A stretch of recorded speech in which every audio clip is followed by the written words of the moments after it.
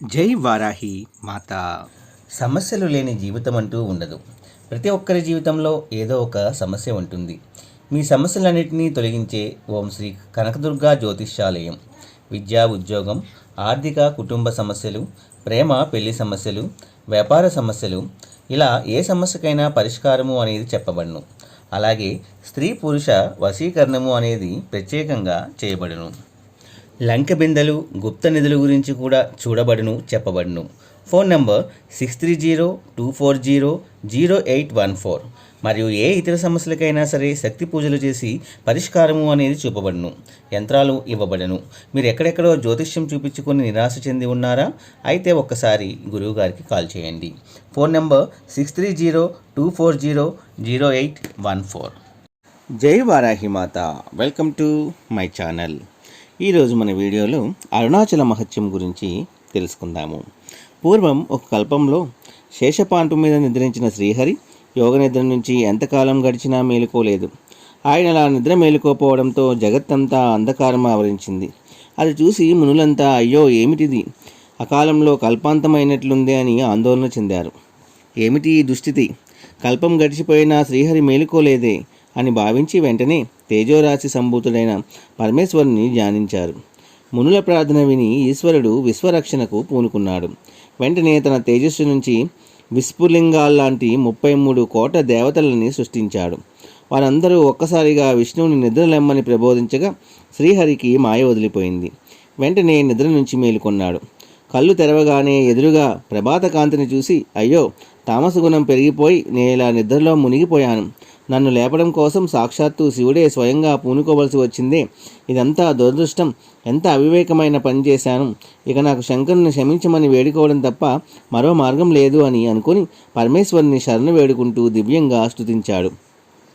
శ్రీహరి ప్రార్థన విని ప్రసన్నుడైన శివుడు తేజోరూపంగా ఆవిర్భవించి శ్రీహరిని కటాక్షించాడు.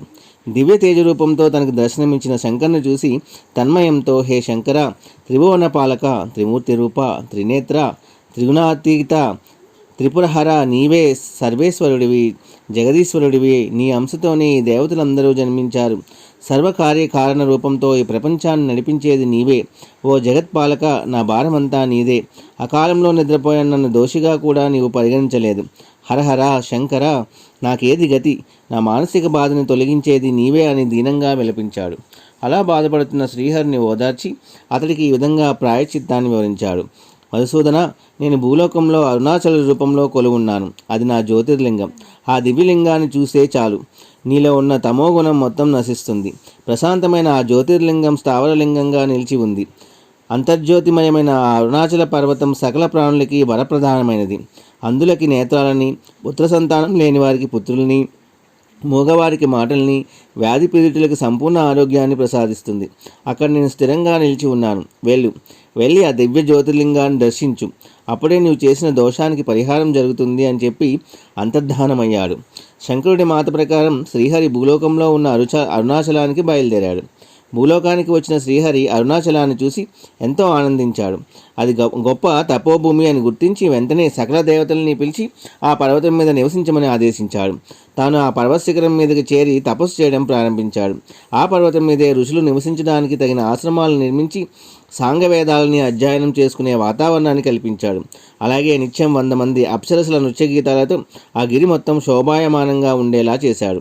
ఈ విధంగా చేసిన శ్రీహరి తన స్వయంగా అక్కడున్న బ్రహ్మ సరస్సులో స్నానం చేసి మహిమాన్వితమైన ఆ అరుణాగిరికి ప్రదక్షిణం చేశాడు.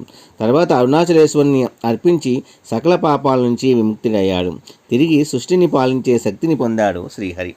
ఈ కథ ఎవరైతే వింటారో తప్పకుండా వాళ్ళ జీవితంలో వాళ్ళు అనుకున్నవన్నీ కూడా ఫలిస్తాయి. శ్రీహరి అంటే వాడే అరుణాచలాన్ని దర్శించి పునీతుడయ్యాడు అంటే మనం ఎంత చెప్పండి. మనం కూడా తప్పకుండా అరుణాచలాన్ని తప్పకుండా సందర్శించి మీ యొక్క పాపాలని విముక్తి చేసుకొని మీ యొక్క కోరికలను నెరవేర్చుకోండి. ఇదండి ఈరోజు వీడియో. ఈ వీడియో కూడా మీ అందరికీ నచ్చింది అనుకుంటున్నాను ఫ్రెండ్స్. నచ్చితే ఒక చిన్న లైక్ ఇచ్చి సపోర్ట్ చేయండి. అలాగే 10 మంది మిత్రులకు కూడా షేర్ చేయండి. రేపు ఒక మంచి వీడియోతో మళ్ళీ మనందరం కలుసుకుందాము. అప్పటి వరకు సెలవు. జై వారాహి మాత. సర్వే జన సుఖినో భవంతు.